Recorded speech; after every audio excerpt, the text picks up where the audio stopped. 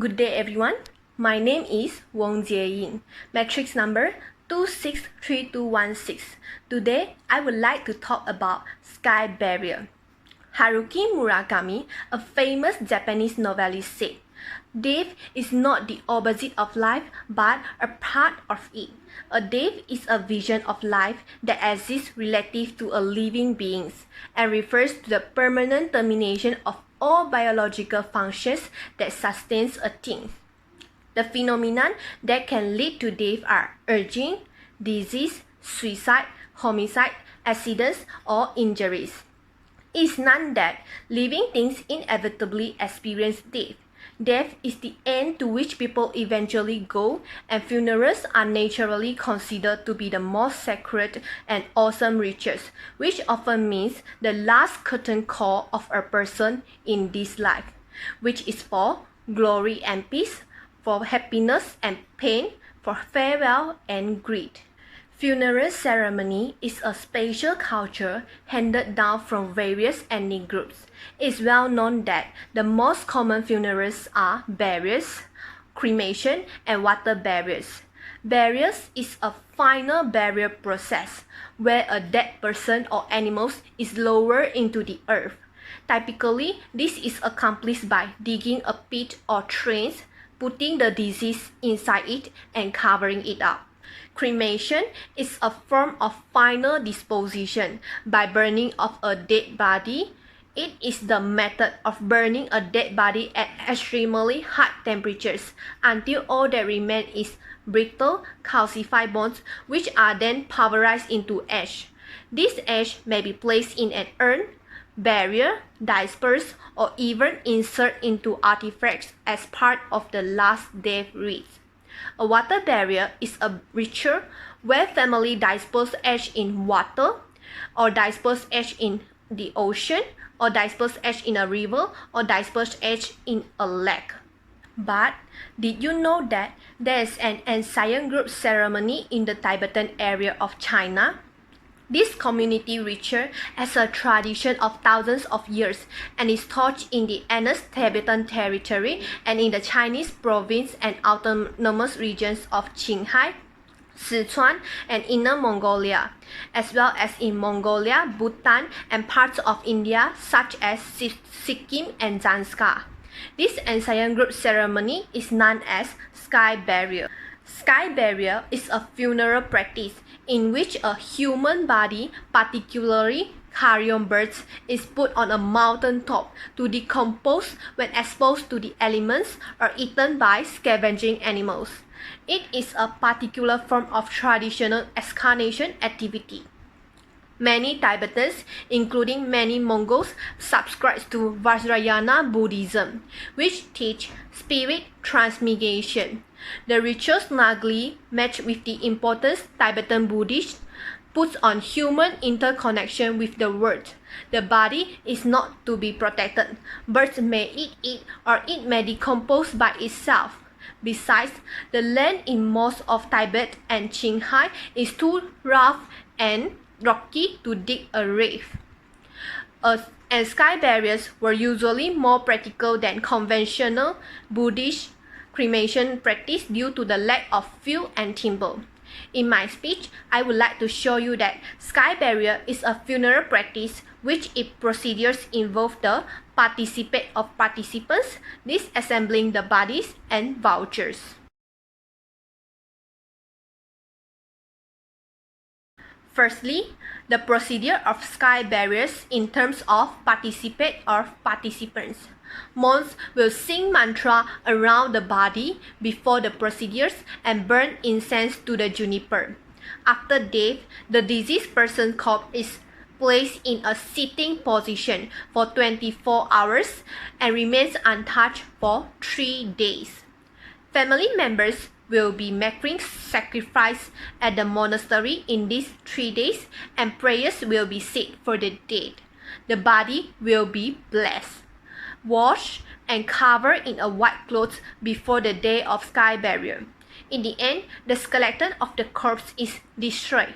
This caused the body to be folded into a smaller bundle, and the body is positioned in a fetal position, the same position the individual was born into. The sky burial ceremony normally starts before dawn and can be quite a hike because it is traditionally situated in a high place far from residential areas. Lamas lead a ceremonial procession into the ground of the channel, singing to direct the spirit. Family members will follow this path, chanting and playing double-sided hand drums, but keep their distance while the body is physically breaking. The sky burial is the standard way of disposing the bodies of the commoners.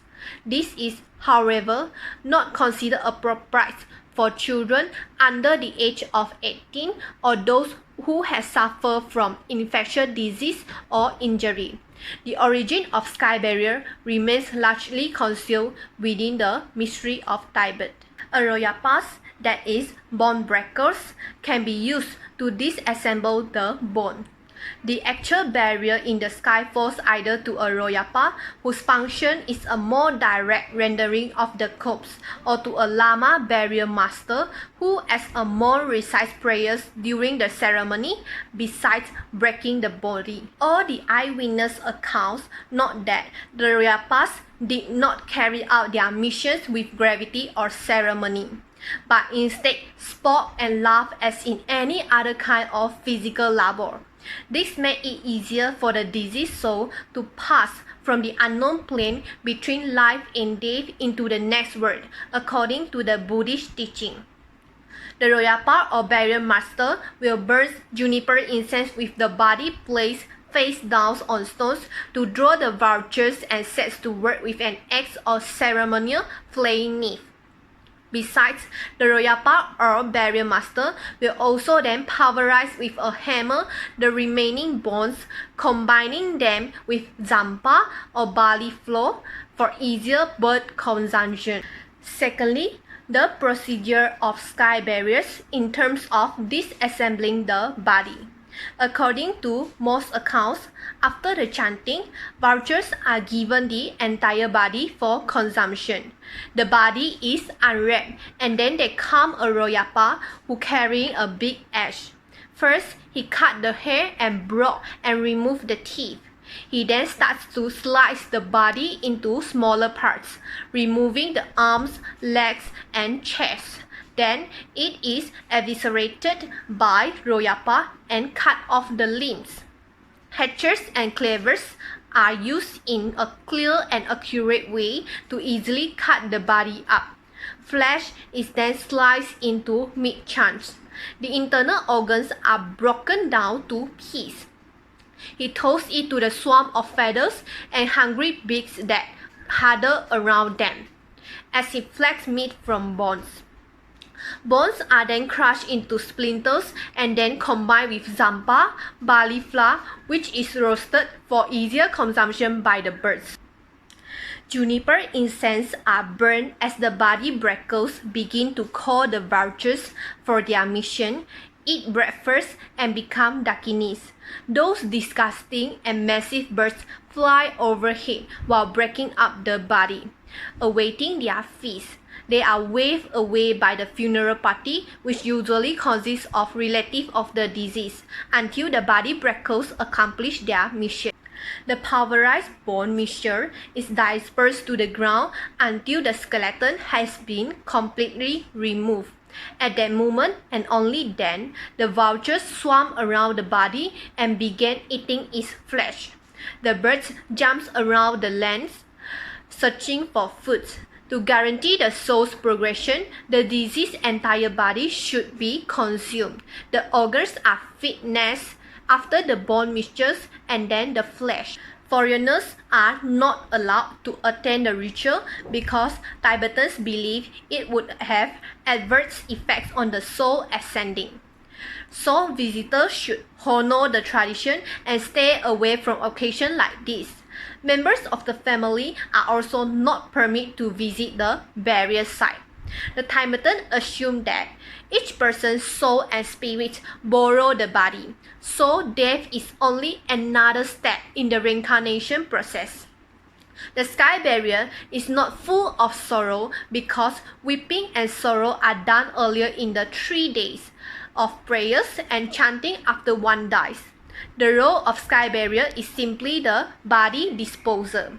Often, to bring this lesson home, monks save bone fragments for use in making ceremonial pots, teacups, musical instruments, and other sacred objects. Thirdly, the procedures of sky barriers in terms of vultures.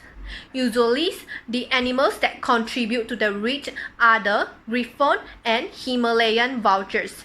Nevertheless, the sky barrier activity remains mysterious, and it is not well understood. For example, most people think the key species associated with sky barriers is the cinereous vultures, but cinereous vultures and birded vultures seldom appear on the barrier platform in the sky, according to recent investigation. Alternatively, the griffon and Himalayan vultures are the most common participants at sky barriers. The number of Himalayan vultures around the monastery was estimated in 2003 at 230, in 2009 at 250, and in 2012 at 200.